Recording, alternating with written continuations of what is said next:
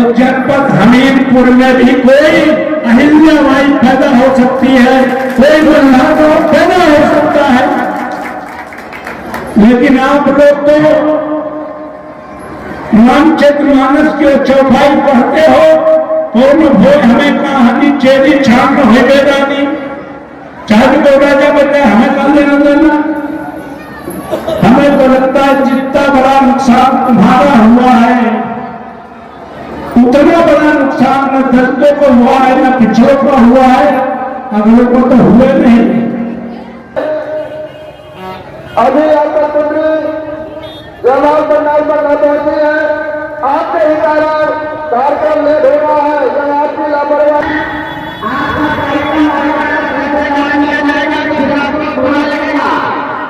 हम चाहते हैं कि समाज के सम्मान के साथ आप सारे ग्रहण करते हुए शहीद करें साथ हम के साथ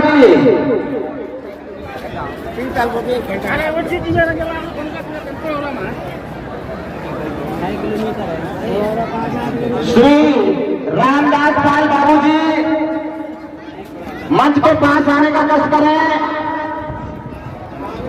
श्री द्रिपाल बाबू जी, श्री रामेश्याम पाल जी, राजा कुमार पाल भमराली और श्री मध्य महासभा के माध्यम से देश के कोने कोने में पूज्य स्वामी जी का विचार निरंतर सूर्य किरणों की भांति इस महाजाल अंधकार को नष्ट करने में जो तत्पर हैं, ऐसे पूज्यपाद स्वामी जी आपके बीच उपस्थित हैं। आपके बैठ और सरस्वती के वरदानी महाकवि कालिदास जी जिन्होंने संस्कृत के जनक कहलाए, ऐसे महाकवि कालिदास ऋषि समाज में जन्मे हैं। इसलिए समाज में कब कहां कौन किरण जाग करके महानता को प्राप्त न हो जावे, ये सभी हमारे लिए और जीती जागती चिराग और विशाल के रूप में, नारी शक्ति के रूप में नारी को जगाने के लिए महारानी लक्ष्मीबाई, दुर्गावती, चंद्रमा के पश्चिम पर चलने वाली बहन संपत पाल जी, गुलाबी गैंग कमांडर जो आपके बीच उपस्थित हैं, ये आपके सामने जीती जागती तस्वीर है। और समाज के लिए रामास्वामी नायकर, डॉक्टर बी.आर. अम्बेडकर साहब और लोहिया के विचारों पर कदम से कदम बढ़ाकर चलने वाले, अपने जीवन को समर्पण करने वाले समाज में आपके बीच सम्मानीय मुख्य अतिथि माननीय श्री राजा राम पाल साहब, पूर्व सांसद और समाजवादी के महासचिव, राष्ट्रीय महासचिव आपके बीच उपस्थित हैं, तथा पूर्व जिलाध्यक्ष पाल धर्म क्षत्रिय पाल धर्मशाला के श्री जमुना प्रसाद पाल साहब तथा उनके बगल से संरक्षक श्री राम सिंह बाबू जी, प्रदीप पाल जी और धीरेन्द्र शेहरे जी, इस रोटी राम महाराज जी की पावन तपस्थली भरुआ सवेरपुर की सार गर्भित प्रसूता धारा के सपूत आपके बीच उपस्थित हैं। इन्हीं के साथ हमारे समाजवादी पार्टी के जिलाध्यक्ष भाईजान इदरीस खान साहब भी उपस्थित हैं तथा समाजवादी पार्टी के प्रदेश सचिव सम्मानित श्री घनश्याम साहू जी, धीरेन्द्र शेहरे जी के द्वारा 5100 पुष्प मुद्रा भेंट कर सामूहिक कन्या विवाह का सम्मान बढ़ाया गया है, सहयोग राशि प्रदान की गई है। राष्ट्रीय पाल धनगर महासभा की ओर से जोरदार तालियों का स्वागत भाई जी के लिए, क्योंकि अपनी बहन सबकी बहन, ऐसा इनके बस्ताई कुटुंबों का जो हृदय है, जो बिना किसी भेदभाव के धीरेन्द्र शेहरे जी के द्वारा इनके बस्ताई कुटुंबों का जो हृदय है, जो बिना किसी भेदभाव के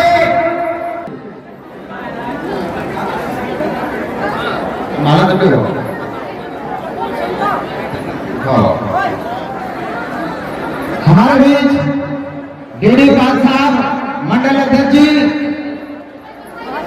हमारे बीच में उपस्थित सम्मान करेंगे।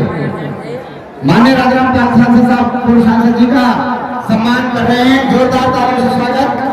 सभी साथीगण, सामने बैठे भैया जी, तिलक वाले भैया जी, आपके तालियां नहीं बज रही है, ये तो सामना है, आप सम्मान बढ़ाने का काम करिए।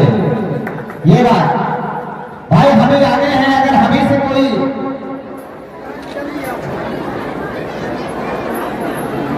और इसी क्रम में डॉक्टर जयराम पाल साहब शाल और बैच लेकर के सम्मानित नगर पंचायत अध्यक्ष भगवा सुमेशपुर जी धीरेन्द्र सिंह जी का सम्मान बढ़ाएंगे। प्रधान जी भोजपुर श्री रामदास पाल प्रधान जी मंच पर आए। रामदास प्रधान जी हैं मंच पर। नरेंद्र पाल भैया जी, आप पांच क्षेत्रीय धर्मशाला के पूर्व अध्यक्ष श्री गुलाबी राम स्वरूप जी प्रधान जी, आप नंद किशोर सोहरे प्रदेश सचिव समाजवादी पार्टी के उस तरफ बैठे हैं। नंद किशोर दिग्विजय साहब जी हमारे बीच में, दिग्विजय पूर्व साहब जी, आप रामाश्रय पाल जी प्रभारी राष्ट्रीय जनता पार्टी जो अपने विश्व संप्रदाय है उनका सम्मान बढ़ाएं।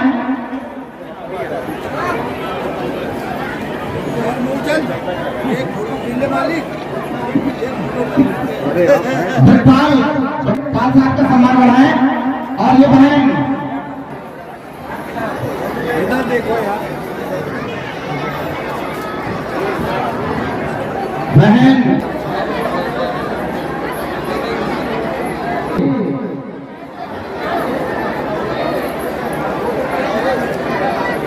श्री शैलेश पाजी तौरेज भाजी का माल्यार्पण कर शाल का सम्मान करेंगे।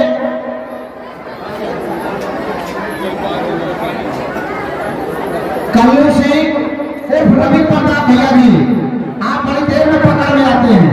अच्छी कार्यशैली के लिए इन सभी भाइयों को राष्ट्रीय बाल धनगर महासभा जनपद हमीरपुर की इकाई की ओर से सम्मानित करने के लिए नरेंद्र भाई जी, जिलाध्यक्ष जी। विश्वपत्यादिहेतवे तापत्रय विनाशाय श्री कृष्णाय वयं नमः। बोलो सच्चिदानंद भगवान की धनगर महासभा जनपद हमीरपुर की इकाई की ओर से और संपूर्ण जनाती बराती परिवार की ओर से बहुत बहुत शुभकामनाएं। जोरदार तालियां। ऐतिहासिक तपोवन पर राष्ट्रीय बाल धनगर महासभा इकाई हमीरपुर द्वारा 7वें सामूहिक विवाह कार्यक्रम में आज इस कार्यक्रम के आयोजक टीम के जनपद हमीरपुर के इकाई के अध्यक्ष समिति के सभी सम्मानित पदाधिकारीगण, मंच पर बैठे हमीरपुर जनपद के समाजवादी पार्टी के सम्मानित जिलाध्यक्ष भाई मोहम्मद इद्रीस साहब, पार्टी के अन्य सभी पदाधिकारीगण, जनपद हमीरपुर से पिछला चुनाव लड़ चुके आदरणीय प्रजापति जी, इस कार्यक्रम में उपस्थित बाल धनगर इकाई को 7वें इसका भी कार्यक्रम की ढेर सारी बधाई देता हूं। इस कार्यक्रम में बुंदेलखंड की धरती से एकमात्र महिला नेत्री, वीरांगना कहें, समाज सुधारक कहें, बहन संपत पाल जी, सम्मानित साथियों, मैं सबसे पहले उन नवविवाहित 14 जोड़ों को अपनी ओर से मंच की ओर से जो आज नए जीवन में प्रवेश करने वाले हैं, उन सभी को मैं मंच की ओर से हार्दिक स्वागत करता हूँ, वंदन करता हूँ, अभिनंदन करता हूँ, आशीर्वाद देता हूँ। और आज एक कोई लंबी चौड़ी बात करने का अवसर नहीं है, लेकिन फिर भी समाज जब इकट्ठा होता है, समाज में कुछ मैसेज जाना चाहिए, इसलिए निश्चित तौर पर ये सामूहिक कार्यक्रम जो लगातार बढ़ना चाहिए, बढ़ने के बजाय कुछ छोटी मानसिकता के चलते ये 7वां कार्यक्रम था। पिछली बार भी मैंने कहा था कि आने वाले समय में सैकड़ों ऐसे जोड़े इस कार्यक्रम में शामिल होकर के इस कार्यक्रम की शोभा बढ़ाने का काम जरूर करेंगे। लेकिन लोगों के मन में है कि अगर हम सामूहिक शादी करेंगे तो लोग हमें गिरा हुआ समझेंगे। हमें लगता है जितने गवाह, जितना भव्य कार्यक्रम, जितना उत्साह, जितना समर्पण हमें लगता है सामूहिक शादी कार्यक्रम में होता है, उतना साक्षी, उतना समर्पण, उतना उत्साह जब आप व्यक्तिगत अपना कार्यक्रम करते हैं उसमें नहीं होता है। तो इसलिए मैं आज आप लोगों से कहना चाहता हूं कि साथियों, ये शादी तो एक बहाना है। आज के दिन हमें चिंतन करना है, हमें मंथन करना है, हमें मनन करना है कि तो हम ये कहते हैं मन पर तो फोटो लगी है, अहिल्याबाई होलकर की फोटो लगी है और बेदियार बीबी सोमान नागरिक की फोटो लगी है। जब ये फोटो लगाए हो, अपने को कालिदास के खानदानी कहते हो, चंद्रगुप्त मौर्य के वंशज कहते हो, अहिल्याबाई होलकर के खानदानी कहते हो, तो आपके दुख में ये भी चिंतन करना है, अतीत को सामने रखकर वर्तमान से तुलना करके भविष्य की योजना बनाने का काम जरूर करना है। जब देश के हालात, प्रदेश के हालात, समाज के हालात क्या है, उस पर भी तुम्हें चिंतन करने की जरूरत है, क्योंकि बार बार ऐसा मौका नहीं मिलता है। इसलिए इस देश के पहले विद्वान, विश्व के 5वें विद्वान, इस देश के संविधान निर्माता डॉक्टर अंबेडकर ने कहा था, क्या कहा था, क्यों कहा था, कब कहा था? उन्होंने तब कहा था जब इस समाज में इतना छुआछूत था कि सार्वजनिक तालाब में कुत्ता बिल्ली तो पानी पी सकता था, लेकिन इंसान तालाब में घुस नहीं सकता था। तब उन्होंने जब मौका मिला एक वोट का अधिकार देकर प्रधान से लेकर प्रधानमंत्री बनाने और बनने का जब अधिकार दिया, समानता का अधिकार दिया, धार्मिक आजादी दी, राजनीतिक आजादी दी, सामाजिक आजादी दी, तब उन्होंने कहा था अब इस देश में उनका शासन होगा, क्योंकि चंद्रगुप्त मौर्य जैसे शासन करते थे तलवार की दम पर, अब तुम कर नहीं सकते हो। अहिल्याबाई को मल्हारा होलकर ने महारानी बना दिया, लेकिन आज की तारीख में तुम किसी बहन बेटी को किसी प्रदेश या किसी देश की कैबिनेट में नहीं पहुंचा सकते हो। उसके लिए एक ही तरीका बाबा साहब ने बताया था। तब उन्होंने कहा था ये दलित समाज के लोग, पिछड़े वर्ग के लोग, सर्वहारा वर्ग के लोग, ये आपस में खान पान न करें, कोई बात नहीं, आपस में रोटी और बेटी के संबंध करें, कोई बात नहीं। जैसे आज इस ऐतिहासिक तपोभूमि पर सामूहिक कार्यक्रम में इकट्ठे हुए हो, ऐसे केवल इकट्ठा शुरू होना।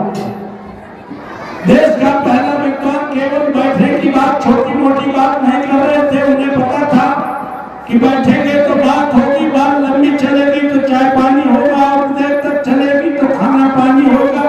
अभी तो नीखर धनगर में फंसे थे,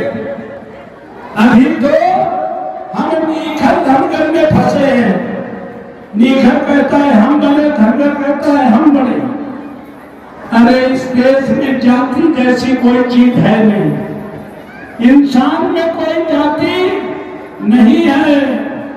जात पेड़ पौधों में देख सकते हो, जात पक्षियों में देख सकते हो, लेकिन इंसान में कोई जाति नहीं है। लेकिन ये जाति है कि जाति ही नहीं है।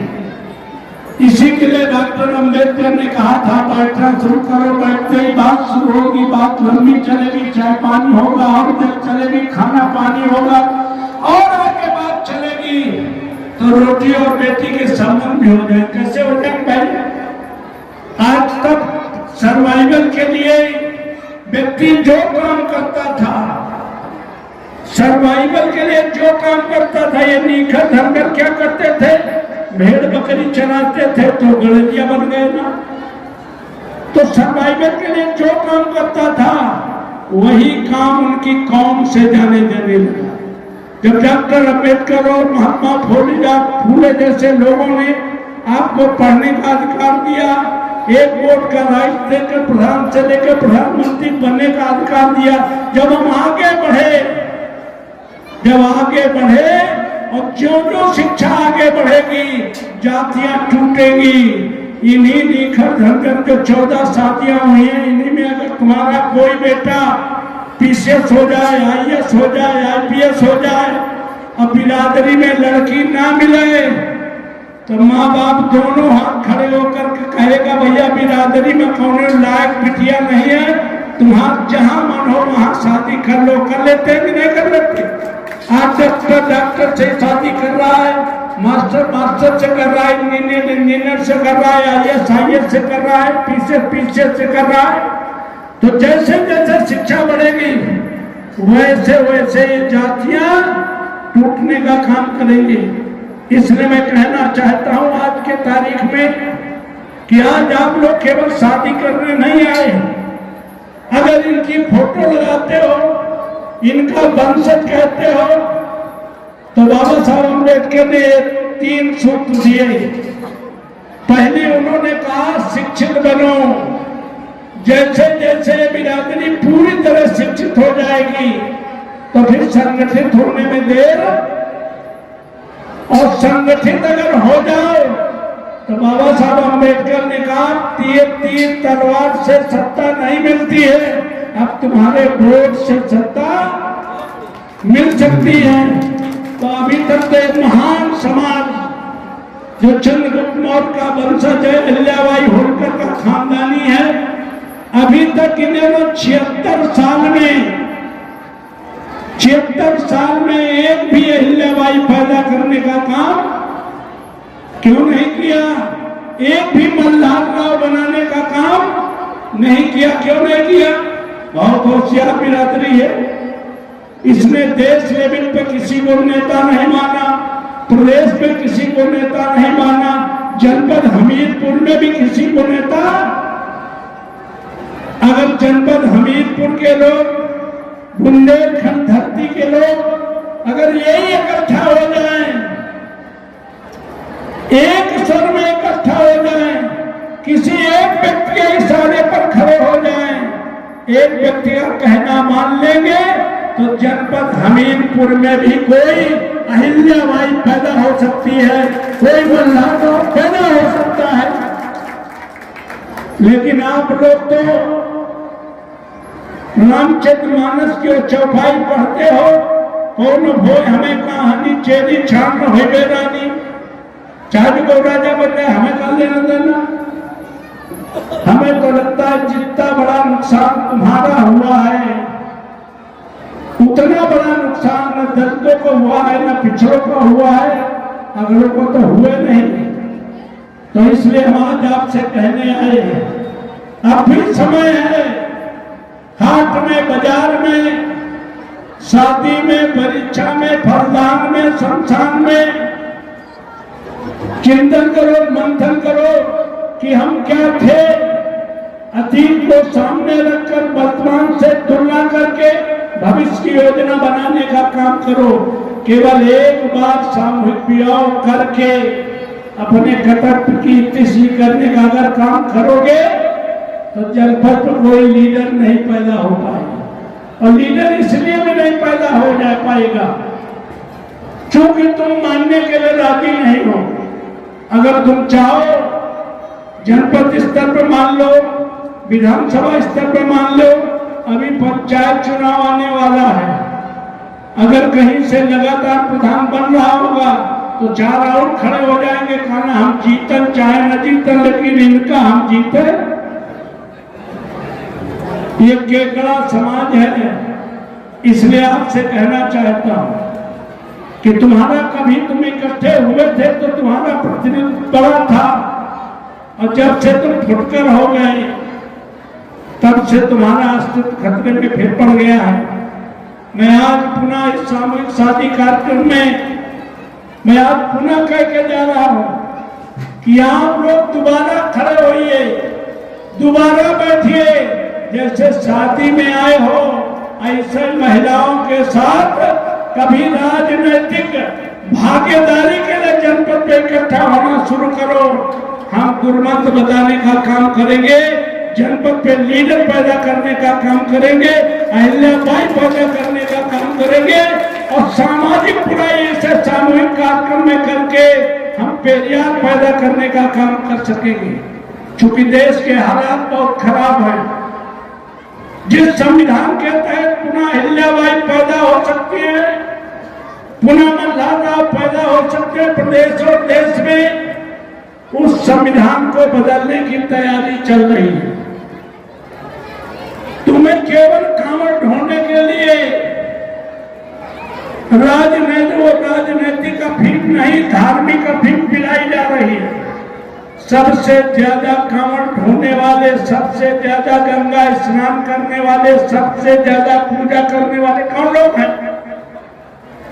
आप लोग हैं। उनके लड़के लंदन में पढ़ रहे हैं, उनका कोई लड़का बता दो कोई कांवड़ लेके जाता है? नहीं जाता है। उनके विदेश में पढ़ रहे हैं, अब तुम्हें कांवड़ ढोने के लिए, गणेश विसर्जन करने के लिए, दुर्गा की नई पूजा करने के लिए, ये आस्था का प्रश्न है, ये हृदय में रखो। लेकिन अगर वास्तव में चाहते हो कि हम भी सर उठा करके समाज में जो समानता का अधिकार बाबा साहब अम्बेडकर ने दिया है उसका लाभ उठाकर अपने पुरखों का राजपाट लेने के लिए अगर आप लोग इकट्ठे हो जाओ तो ईमानदारी का सबसे बड़ा ताज आज भी अगर है तो पालों के हक में है।